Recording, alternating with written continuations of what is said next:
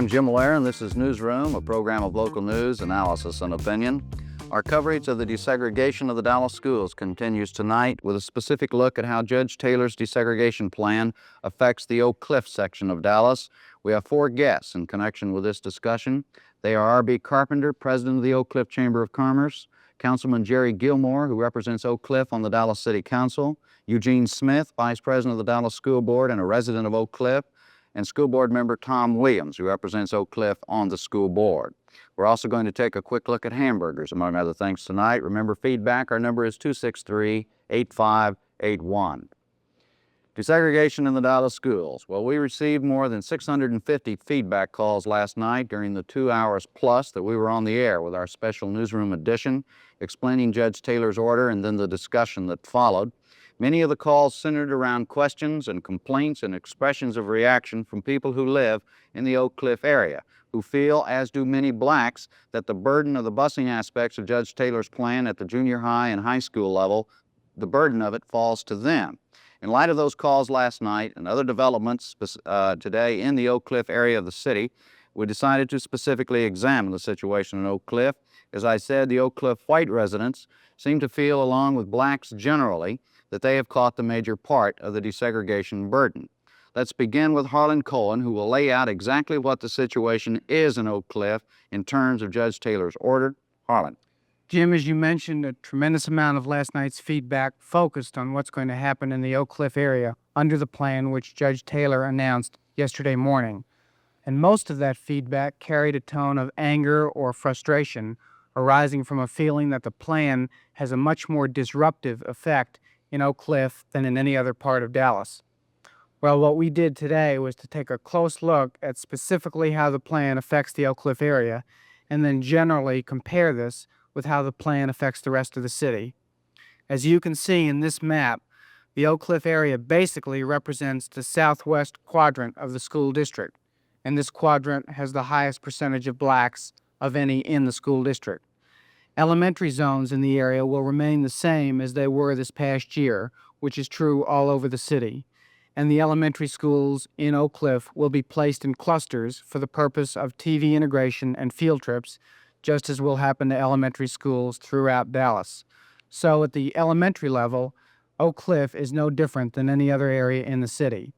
However, there is a difference between Oak Cliff and the remainder of Dallas at the secondary level, as you will, I think, very clearly see. First, the high schools. There were some zone changes in Oak Cliff high schools, as there were in high schools all over the city. However, contiguous zone changes often were not sufficient to achieve adequate racial mixing. In these cases, satellite zoning was used outside of Oak Cliff, and grouping was used in Oak Cliff. You can see the concept of satellite zoning on this map of the Hillcrest High School zone. Which is in North Dallas. Right. Yeah. Black high school students living in the Fraser and the Ray elementary zones, those 2 small red or dark-colored areas in the middle of the school district, would attend Hillcrest High School zone, which is that large red area at the top of the map. In other words, the 2 small areas are satellite zones to that main Hillcrest zone at the top of the map. This satellite zoning was used primarily in North Dallas for the purpose of achieving racial mixing, as you can see in this map, which covers all the satellite zoning which is involved in the plan throughout the city, the plan that Judge Taylor did announce yesterday. In Oak Cliff, however, rather than satellite zoning, grouping was used when zone changes alone, contiguous zone changes, were insufficient for adequate racial mixing. As you can see in this map, Carter, South Oak Cliff, and Kimball high schools were grouped together, with all 12th grade students attending the school to which they are zoned, all 11th grade students in all 3 zones attending the South Oak Cliff school, and the Carter and Kimball schools retaining their regular 10th grades, and South Oak Cliff's 10th grade being divided between the other 2, Carter and Kimball. It's this process of interchange among the group schools which achieves the adequate racial mixture. Comparing the effects at this high school level of grouping in Oak Cliff with satelliting in the rest of the city, approximately 1,984 students in the Oak Cliff area will require transportation to get to school though they may choose private transportation rather than busing, while in the remainder of the school district, approximately 3,239 students will require transportation because of satelliting. I say these figures are approximate because they were based on the available data which we had. We didn't round off, but given the data we had, we should say that they are approximate, though they're probably pretty close. Much the same situation applies at the junior high level. When contiguous zoning changes were not sufficient for adequate racial mixing in areas outside Oak Cliff, satellite zoning was used, just as is true at the high school level. Again, in Oak Cliff, however, rather than satellite zoning, grouping was used. The Atwell, Brown, Halsey, Story, and Zoomwell junior highs were grouped as you see in this map. That's the yellow or light-colored group at the bottom of Oak Cliff.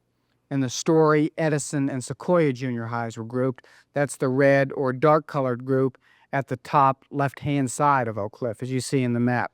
As with the high school group, there's an interchange at each grade level within each group to achieve adequate racial mixing. Again, to go to the figures, the total number of junior high school students in Oak Cliff who will need transportation because of grouping is approximately 7,852, while the total number of junior high school students in the rest of the city who will need transportation because of satelliting is approximately 1,880. That's quite a difference between Oak Cliff and the rest of the city. That's at the junior high level. That's at the junior high level. Now, if we look at the high schools and the junior high schools together, two facts are apparent.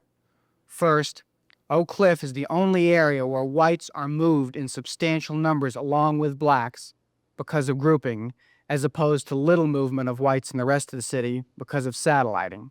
And second, in terms of just quantities, approximately 9,836 secondary school students in Oak Cliff will require transportation because of grouping in that area, while only about 5,119 secondary students in the rest of the city are going to require transportation because of satellite zoning. And that numerical comparison pretty well tells the story. All right, Harlan, many of the complaints that we have received today and last night from Oak Cliff residents centered around the question that, around the point that a child could conceivably go to 6 different schools or make 6 different moves in the course of 6 years, or something similar to that. All right, let's take a specific example, say of Carpenter Elementary School in Oak Cliff.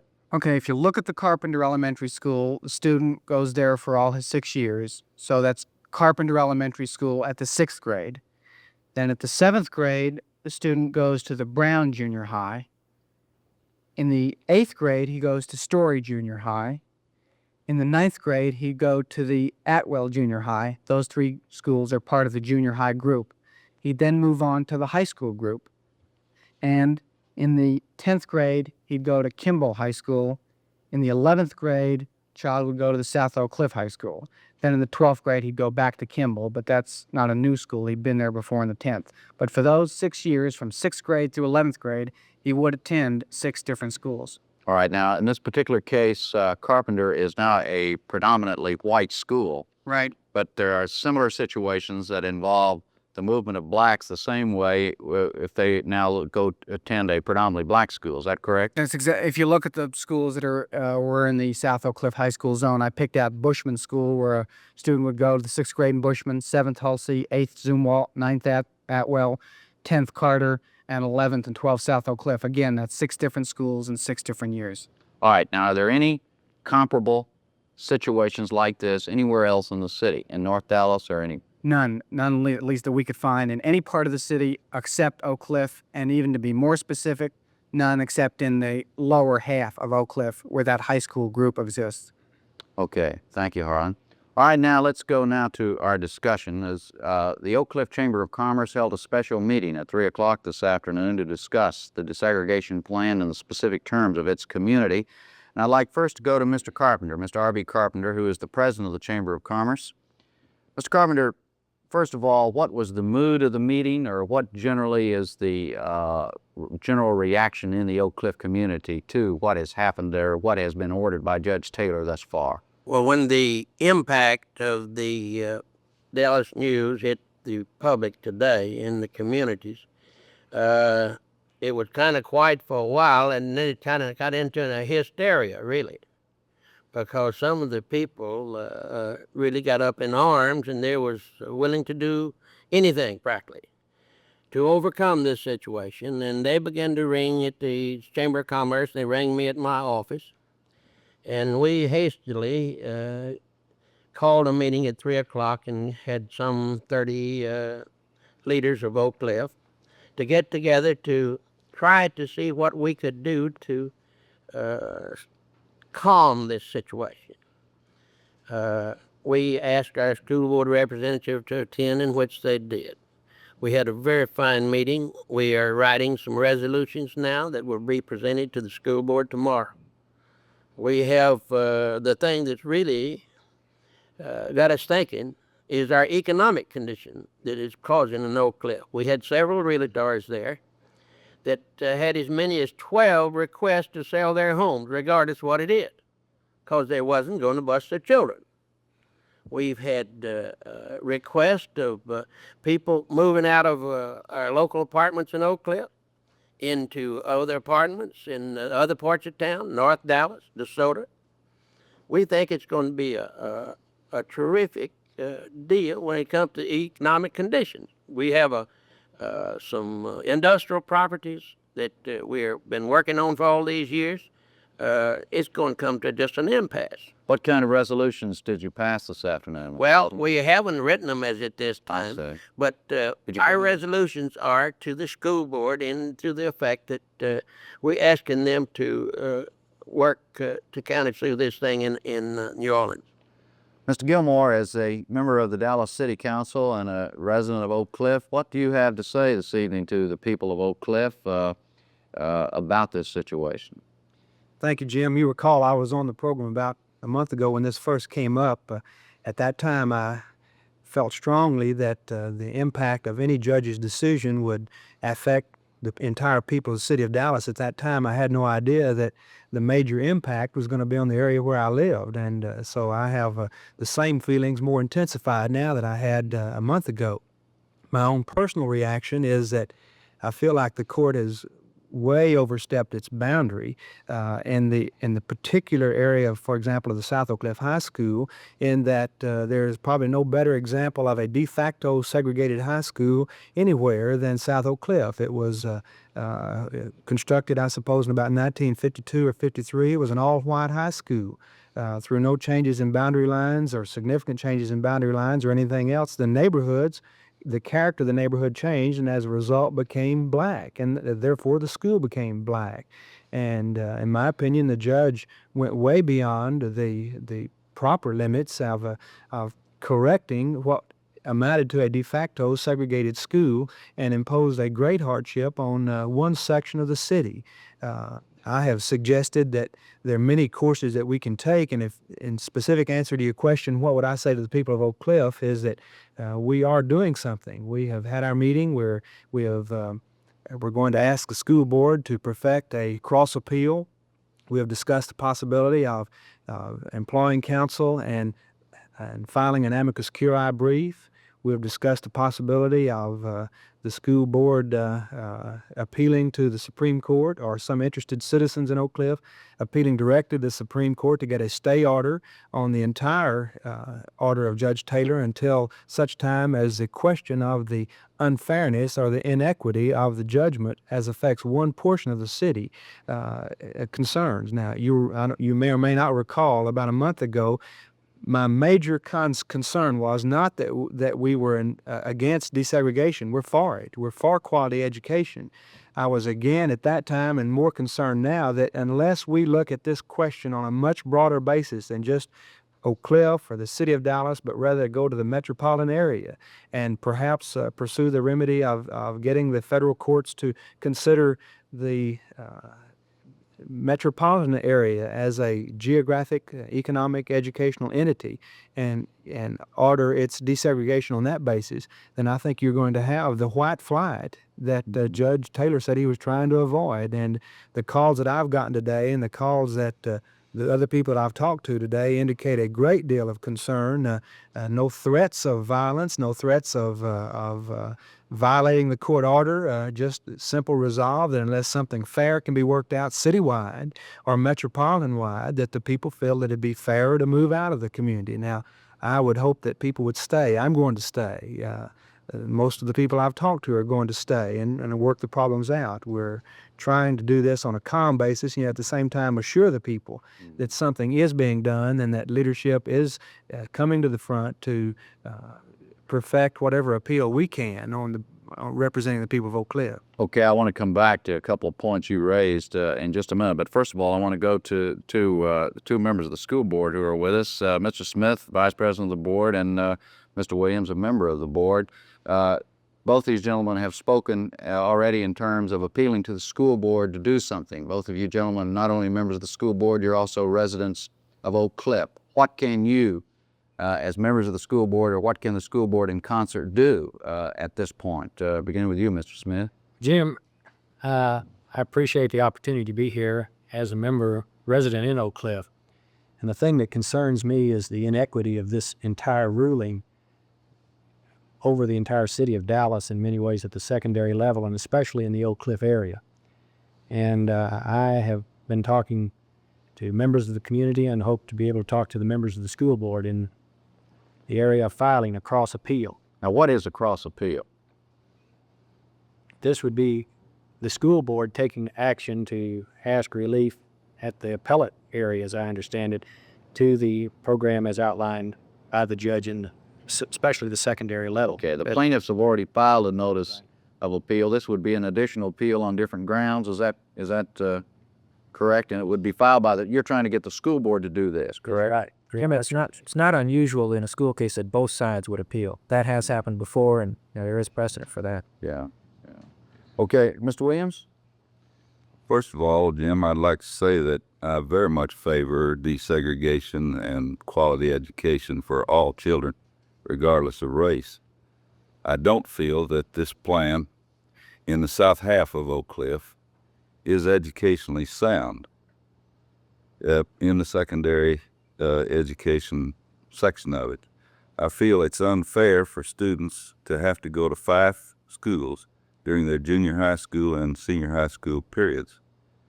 And my feeling is that I must ask other board members to go along with me in filing a cross appeal on this case. All right, gentlemen, to go back now. You're going to attempt to get a cross appeal file, but let's, for discussion purposes, assume that Judge Taylor's order becomes the law of the land. I mean, that's what is going to happen. What are you, as leaders in Oak Cliff, going to do to prevent some of the problems and the hysteria that has developed up to this point? Mr. Gilmore? Well, I mentioned at our meeting today something that probably wouldn't be very popular other places, but if in fact the judgment becomes the law of the land, I would like to suggest that the school board apply the same type of desegregation tool citywide. That is, if it's good to pair schools in Oak Cliff and have layers of integration on 10th grade at one school, why not do it in Bryan Adams, and why not do it in Samuel and Hillcrest and Thomas Jefferson? And I think there's nothing that would prevent the school board from going a step beyond what the court ordered, and certainly they could do that. Mr. Carpenter, I want to ask you the question along the same lines. Many of the people that I talked to today from Oak Cliff were upset about this. They were upset about the having to go to 5 different schools, et cetera, but they were also upset about the additional factor that North Dallas, the people in North Dallas, are not being affected the same way. Is this underlying some of the complaints down there? Yes, it is. They feel like they've been discriminated against because the way the city as a whole would be busing, I don't think you'd have too much complaint at all.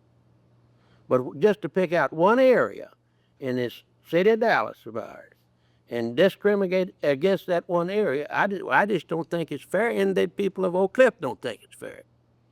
Well, now, what about some of the specific problems now that are, for instance, like people fleeing the area down there? You consider this a very real problem? What can be done to prevent that? Well, we don't know. We are hoping that it will settle down, and they'll try to look at it or on a little saner basis than it is. And we want to assure the people in Oak Cliff that the Chamber of Commerce and the leaders in Oak Cliff are going to do everything in their power legally to remedy, we think, what is wrong. Okay. What, Mr. Williams, what do you think the chances would be of the school board going a step further, say, in implementing this order citywide? Well, we're not real sure yet. We've all been thinking about this since the judge made his pronounced his order and studying it and digesting it, and we really haven't had a chance to talk to all the other members. But I think there's a fair chance of their seeing this problem as we do. Yeah, Mr. Gilmore. Go ahead. Yes, Lee. Sorry, I just have a question for all four of you. I've been hogging it all down here. Go You ahead. know, you're all Oak Cliff leaders, but you're citywide leaders also. 3 of you were elected at large. Mr. Carpenter served on the city council, elected at large. You all came up through a mode of leadership that frowns on sectionalism, the Charter Association, the Committee for Good Schools. Do you feel torn in this matter? Do you feel you should join other city fathers and call for unity? Oh, I think the city fathers should join us in this thing because we have one city. And we've all devoted many, many hours to these different civic enterprises. And why they pick one little segment of the city, I don't understand it. Well, of course, We have served many, many hours on the city council and other things in this city. You're saying then that the city fathers from other parts of the city should join you in this sectional battle? That's right. Lee, I think if you read the order, and it's a very complex order. I was in court yesterday when it was announced, and I got a copy of the order from the city attorney as soon as we started our city council meeting. I read it last night, and it is a very complex order. For example, one of the possibilities that is being pursued at this time is what is the power of the triethnic committee? Can the triethnic committee, for example, seeing that there is a great inequity citywide from just picking out one section of the city, can the triethnic committee suggest back to the court a change in its basic alignment of its order in order to remove this inequity? And as I read the order, and the judge retained jurisdiction, as I read the order, the court could very well change that specific aspect of its order in order to carry out the overall intent of his judgment. That is to say, I want an order that gets good education, an order that gets it fairly distributed throughout the city, but prevents white flight. And I think that unless he goes back and looks again at this, and it's very unusual, in my opinion, as a lawyer, for the judge to be able to come back in and change an order. But as I read the order, again, it's a very complex, very long order. The judge may very well have the power to do that in order to realign some of these things. Yes, sir. I'd like to bring up another point, Jim. If we have a wholesale exodus of apartments, for instance, they'd move just across the line to get into another school district. And then we have a drop-off in our industrial divisions and our employment. It's not only going to hurt Oak Cliff, it's going to hurt Dallas in general. We're going to lose a lot of money in taxes. And at this particular time, we sure don't lose any money in taxes with our airport coming up and all of our additional expenses at City Hall. But it not only works on Oak Cliff, but this thing has a terrific impact on the city as a whole. Right, Mr.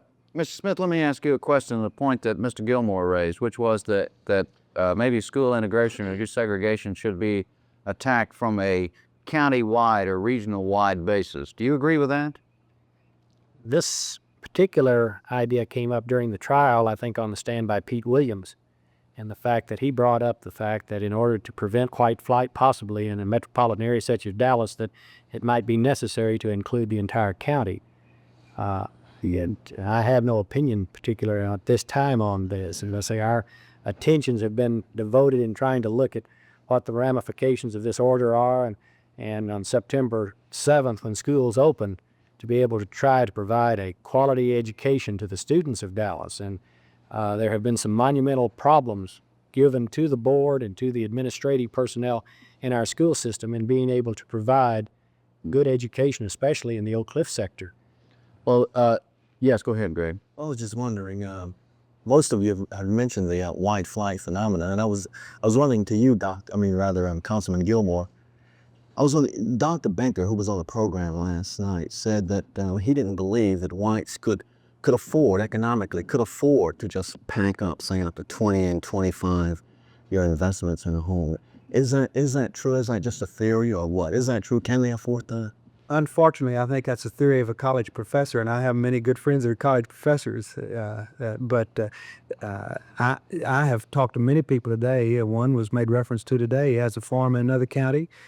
He'll take whatever loss he has to take on his home and move away. It happened in many sections of the southeastern section of Oak Cliff, of people moving out of Glendale. Once the color line was broken, many people didn't flee to another section of Dallas. They fled to suburbs. What can the leadership of Oak Cliff do to prevent this sort of thing? Hopefully, what we're doing. I mean, are committees being set up to try to make this thing work down there if, in fact, it becomes the final order? Well, again, through the Council of Churches, I know all the churches are working long hours to try to keep calm and reason and understanding between the people and trying to encourage this. And I personally feel that this is the answer, not to run from the problem, to stay and work it out with brotherly understanding and love. But not all people accept that philosophy, I'm afraid. What about you, gentlemen? Are you planning on staying in Oak Cliff, or are you planning on sending your children to private schools, or what? Mr. Williams? Well, I'd like to answer again to Lee there. I live in an area in Oak Cliff that's not affected by this radical thing yet. I can see that it would have an effect eventually on this area as well as other parts of town. And I certainly don't plan to leave town. And I have one girl in high school. She happens to be a senior in Skyline this year, and she's my last of four. So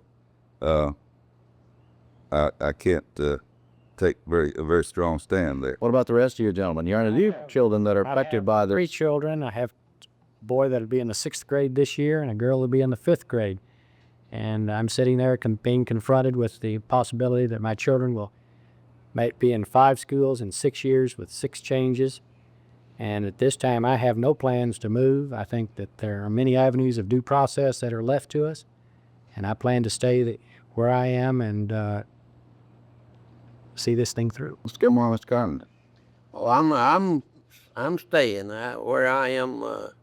We more or less guinea pigged the addition, and my children are all grown. I have 5 grandchildren, though, that it will affect if they stay where they are. I'm not so sure they will. But if they decide to stay, they'll just have to take the consequences. But I just don't believe they will. Mr. Gilmore? I'm going to stay where I am. I'm close to Tom's residence. My children will go to the same elementary, junior high, and high school, and so I'm personally not affected. I'm going to stay there. I have 3 children in 1st, 3rd, and 5th grades this coming fall, whenever school starts. Okay, we'll be right back to him.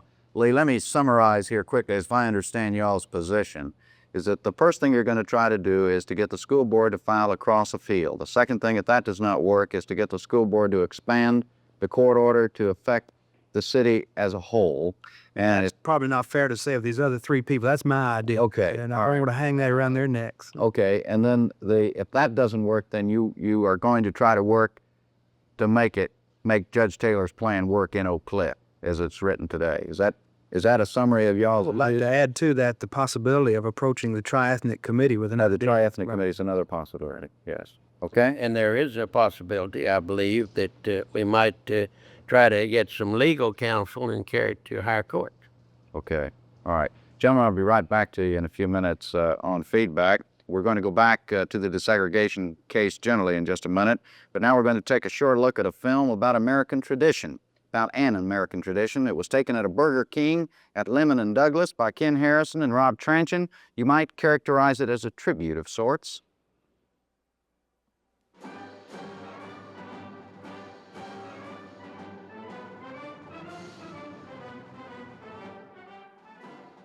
Hamburger hijinks are sweeping the nation. In every burg and hamlet, one can hear the now familiar cry, "May I have a hamburger, please?"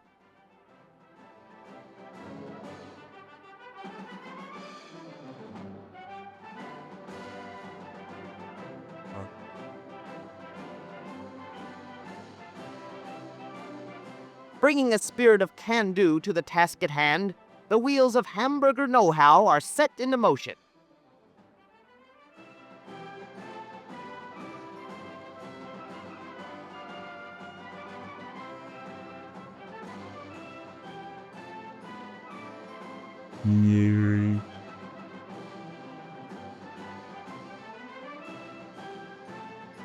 But burger aficionados do not live by bread and meat alone. They demand exotic embellishments such as onions, tomatoes, and ketchup.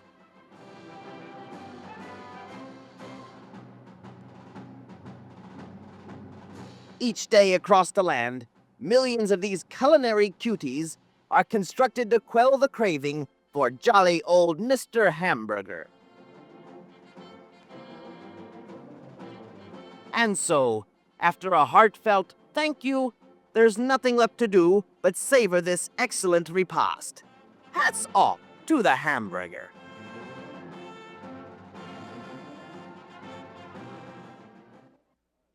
Work of Ken Harrison and Rob Tranchin. All right, continuing on with the desegregation. There were some developments today, some key developments today in the Austin case. Martin Frost. Attorneys for the U.S. Department of Justice this afternoon filed an appeal in the Austin integration case, an action that could have an impact on Dallas. Today was a deadline for filing an appeal in the Austin case, and considerable pressure apparently was applied at the national level to prevent the government from appealing. The Houston Post reported Sunday that Senator John Tower had told President Nixon that Mr. Nixon would lose Texas in 1972 if his administration appealed the Austin order. The Times-Herald today carried a story on page 1, stating that Treasury Secretary John Connally had attended a noon meeting at the White House today to discuss the possibility of the appeal. The Austin case could potentially affect the fate of Judge Taylor's ruling in Dallas. Federal Judge Jack Roberts, several weeks ago, approved a plan for Austin that rejected crosstown busing, retained neighborhood elementary schools, and provided for part-time integration, that is, physical integration for only 25% of the school day, through student exchanges. Judge Taylor's ruling also rejected crosstown busing and provided for part-time integration in the form of 1 hour a day television contact and 3 hours a week in student exchanges. Should the Austin case be decided before the Dallas case, it will provide insight into the Fifth Circuit's views on part-time integration. Attorney General John Mitchell made the announcement in Washington today that the Austin case would be appealed. In so doing, he said the ruling by Judge Roberts does not comply with prior decisions of higher courts, including the recent Supreme Court decision in the Swan case. He said the Fifth Circuit Court will be asked to order the Austin District to draw a new plan. Okay, thank you. And that certainly has, or could have, as you say, if it goes the route before the Dallas case, it's already begun to do, it could have some fallout in terms of what will eventually happen to the Dallas case and to the Fort Worth case. And because Austin is a smaller city and a smaller school district, it is certainly possible that the Fifth Circuit would consider that case first before a more involved case involving a city like Dallas. Okay, thank you, Martin. All right, back to Dallas specifically. The Dallas Times-Herald editorially commented on Judge Taylor's plan this afternoon, and the Dallas Morning News will do the same in the morning. Max Woodfin.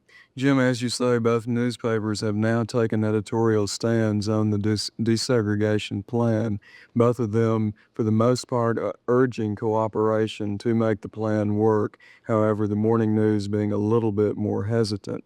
The Times-Herald today endorsed Judge Taylor's desegregation plans with almost no qualifications. The editors called the television program innovative, noted that television will prevent massive busing. They do note that the millions to be spent on either television or busing might better be spent on, quote, other educational programs, but there appears no other way to meet the Supreme Court's criteria, unquote. The editorial concludes with this sentence: "We believe that Judge Taylor's plan is a workable one, and we urge that all citizens of Dallas, white, black, and brown, do their utmost to see that his orders are carried out in a spirit of goodwill and cooperation." The Morning News and the lead editorial, tomorrow morning's edition, follow almost the same line. They say that the desegregation plan has been decided and go on. Let us therefore consider our actions and our words in that light and heed our duties as parents and as citizens. They praised Judge Taylor, saying, "The judge worked within limits of concepts laid down by the Supreme Court, concepts which the news believes to be basically impractical, unjust, and short-sighted." The news goes on to criticize the Supreme Court, then comes back to the plan, praising it again, saying, "In short, the plan is imperfect but not impossible or impracticable. Though it is unlikely that many citizens will approve of all of it, the news believes that most can live with it."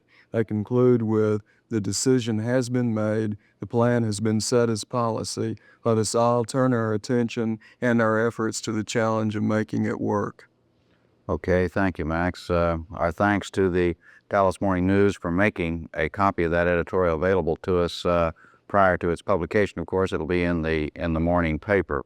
All right, let's go to feedback. We've got a lot, as could be expected, on school desegregation, specifically Oak Cliff. Here is a person with a, wait a minute, you wanted to ask a question, Harlan, before we went to feedback, right? Yeah, I just wanted to ask the board, Mr. Williams, you specifically talked about convincing other board members of what's happened in South Oak Cliff, and either that it should be changed or that possibly what's happening there should be extended to the rest of the city.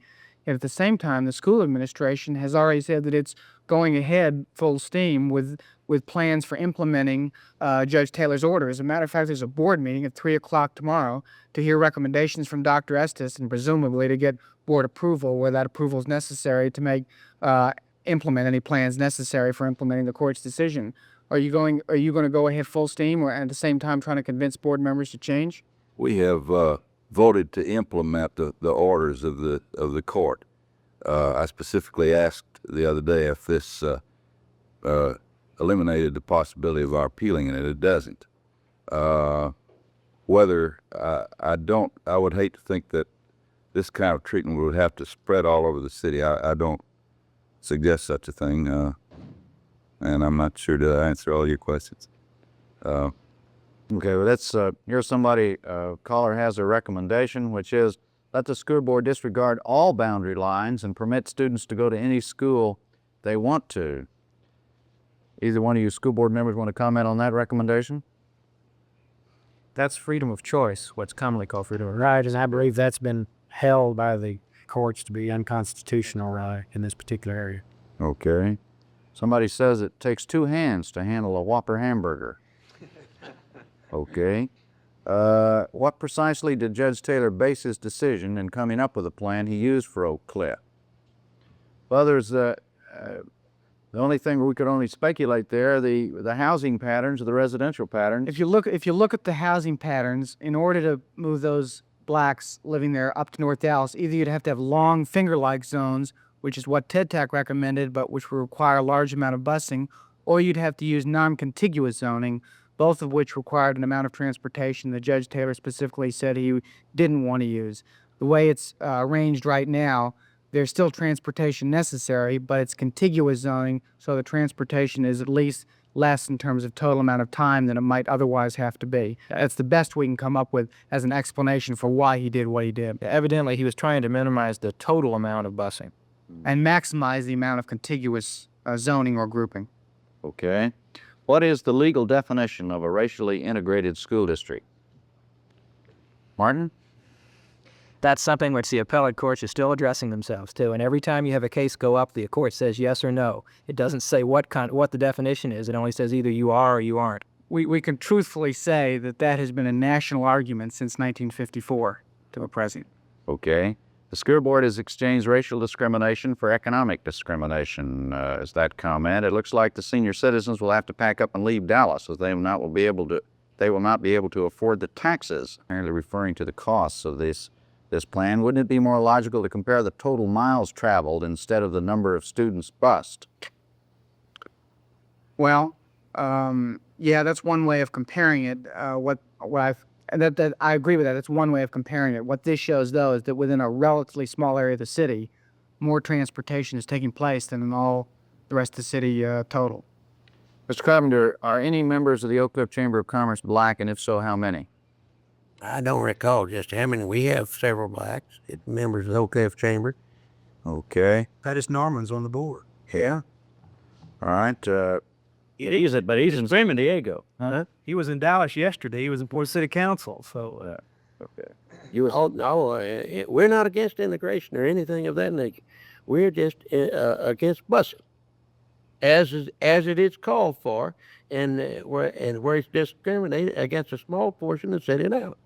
all right, Jim, if you'll let me interject something, I had a group of people suggest to me that a rather humorous solution to the problem is said that no one objects to putting their child in a taxi and sending a child to school by taxi. And suppose we could solve the whole problem by taxiing our children to school rather than busing. Nobody is against taxiing, so it may be a solution. All right, gentlemen, this is directed at all of you. It says, what do you want the solution to be in relationship to the 4 or 5 that have been laid out? Jim, I believe that Dallas Independent School District in their plan laid out an equitable secondary program for the integration of the secondary schools in Dallas.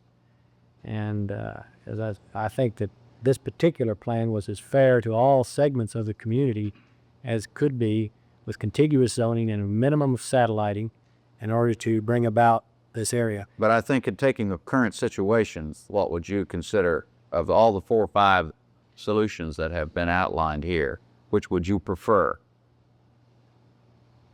As I say, I'm in favor of an appeal of the secondary program, and so. Oh, cool. All right. I'm sorry, Mr. Gilmore? I would be in favor of an appeal in order to try to get the appellate court to affirm the board's plan that it presented. I think it was a very fair program that got quality education to everybody in the Both of y'all agree with that? The appeal is the best? I do. Okay. If the same proportion being bused were in North Dallas, would it be acceptable to you gentlemen? It would ease some of their pain, some of the people's thinking. It should be one law for all and all for one law. I don't think that we've come to the conclusion here that we've got a law for one set of residents in one part of town, another law for someone else. Jim, I would still feel, though, that this is an awkward way of giving children education. 1, 2, 3, 4 through the grades. The man says, gentlemen, please be specific. What are you going to do to prevent white flight in Oak Cliff? Well, I think that's a personal question. Each individual in his own conscience is going to have to decide. And I think all we can do as leaders of Oak Cliff, or supposed leaders of Oak Cliff, is to try to live by example what we would think other people ought to do and urge people to do the same and stay in the city and solve the problems rather than run from them. What will happen if the Oak Cliff citizens refuse to pay their school taxes? Same thing that happened to everybody else who refuses to pay their school taxes. Says, I think the school decision affected those who could least afford to bus. I feel that you can't just integrate from the secondary level. You must start when the children are small before they develop prejudices. That was that comment. Will there be buses furnished by the school under this plan? Transportation is to be provided by the school, either by providing buses or by providing the students with bus cards or tokens to be used on the public transit system. Are there any Oak Cliff members on the tri-ethnic committee? There's one. Is it one or two? Don Jarvis. Don Jarvis? Trini Garza. Yes, that's right, Trinidad. Okay. Let's see. Is there any way to communicate to Dallas people that the greatest education is exposure to different cultures and races? Why did the court pick Oak Cliff to bear the brunt of the desegregation case? We've already attempted to answer that. Let's see. How are they going to determine which children from a certain school will be bused? That's determined in the plan. Okay. Papers and news media refer to the plaintiffs. Who are the legal plaintiffs? Who are the real plaintiffs? In other words, who is behind the legal services, money, and research? The plaintiffs are not the ones behind the money and research. It's just a group of minority group people. 21 people. Right. And the suit was brought by these 21 people on behalf of their children, right? Oh, I don't class action. As a class action. Gentlemen, we thank all 4 of you for being with us tonight, and we're out of time. Thank you and good night.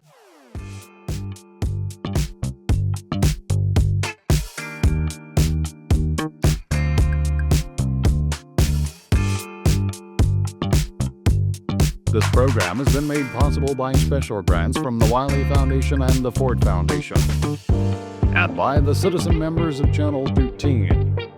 This has been a production of KERA TV, Dallas-Fort Worth.